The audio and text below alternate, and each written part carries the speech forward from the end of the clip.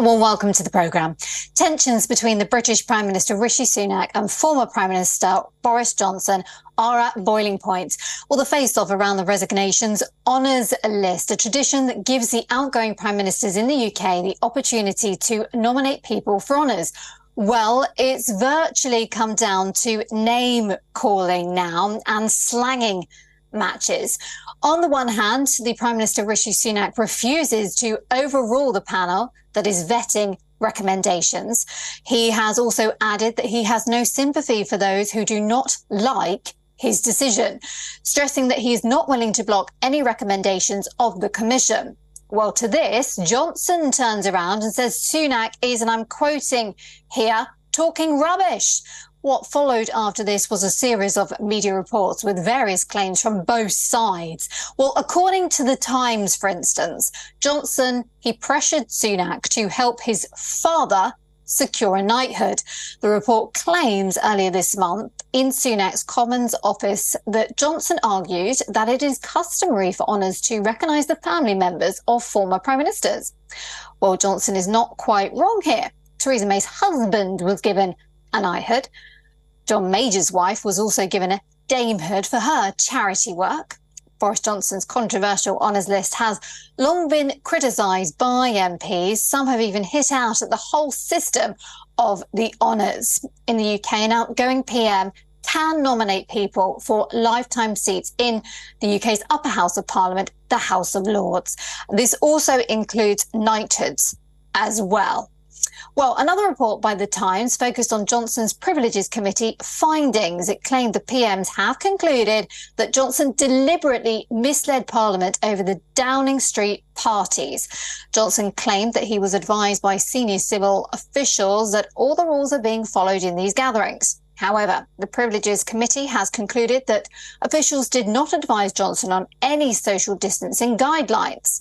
Well, Johnson has already been given an advance copy of the report, and it's believed he may have resigned as a member of Parliament after finding out about these findings of the committee. However, despite the mutiny, against Johnson over his lockdown gatherings and the controversial honours list, the former Prime Minister still holds a core support among the Conservative voters in the UK. Many still believe he is a victim of internal politics and can only be rescued by the Conservative Party. He is the only person, they believe, who can rescue the already struggling Conservative Party, I should say. Right, a lot to unpack here. Nicholas Nugent is joining us now, senior journalist and former BBC editor. Gosh, it's quite the war of words now, isn't it? It is indeed, yes. You catch me smiling because there's such a mess going on. But unlike on other occasions, this mess is within the ruling Conservative Party. It's the party pulling itself apart according to whether they support the previous Prime Minister, Boris Johnson, or the previous but one, I should say, Boris Johnson, or Rishi Sunak, the current Prime Minister. And there's a lot going on there. I mean, as reported, quoting The Times, as reported yesterday, Rishi Sunak denies that he blocked the appointment of various nominees of Boris Johnson. But there's an unanswered question here, because we know why 3 were blocked, for peerages this is. That's because they were sitting members of the House of Commons, and you can't belong to both houses simultaneously. You have to be one or the other. But we're told that 8 nominations were in fact blocked, and we don't know who the other 5 were, and we don't know why they were blocked, and we don't know who blocked them. Were they all blocked by this commission? Or did the Prime Minister's office have some role in blocking them? And that's the peerages. When we look at other appointments, other honours, including knighthoods, in other words, becoming a sir or a dame, who blocked the appointment of Boris Johnson's father as Sir Stanley Johnson it would have been? Because as far as I know, there is no scrutiny committee that looks at knighthoods. So was that the Prime Minister's office or not? Rishi Sunak hasn't denied that, but equally he hasn't been accused of that. So there's a lot going on behind the scenes. And as you've said, tomorrow we expect to hear the Privileges Committee ruling on Boris Johnson. Boris Johnson accused of the serious offence of misleading the House over the Partygate scandal that was. And that, if you're a sitting MP, is quite a serious charge, because it could lead to your being barred from Parliament. It could lead to you facing a by-election, re-election. But of course, Boris Johnson preempted that by resigning from the House of Commons last week. So that's not going to happen. But it'll still, the indications we're getting is it'll still be a very strong indictment of the former Prime Minister.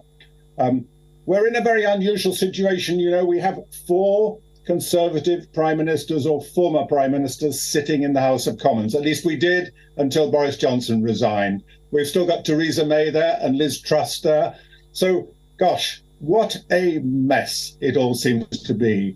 I think the only positive thing I could say is that Rishi Sunak seems to have a lot of support, both within the party and indeed the country at large, and appears to be doing a good job. That's the judgment of people. And, you know, when he told a meeting yesterday that he could not bow to Boris Johnson's pressure to resubmit the names to the House of Commons appointments, House of Lords Appointments Commission, there was clapping amongst the audience. And that in itself showed that he was respected for the integrity he seemed to be exhibiting there. I mean, why should the mates of Boris Johnson be given seats in the House of Lords? It's a very old-fashioned system that one man can appoint his loyalists to the upper house of Parliament. You have a much better system going on in India. Why do we have sort of personal predilection as one of the requirements, you know, the requirement for a seat in the House of Lords? And another one is donations. If you donate to the ruling party, you stand a chance of getting appointed to the House of Lords. It's a nonsense. It really is a democratic nonsense and should have been got rid of years ago. Nicholas, we'll leave it there. You've made your point very, very clear. And of course, we've got Liz Truss's list coming up at some point. That will be interesting. Thank you so much. That's Nicholas Nugent there, senior journalist and former BBC editor here on WION Today, live from London.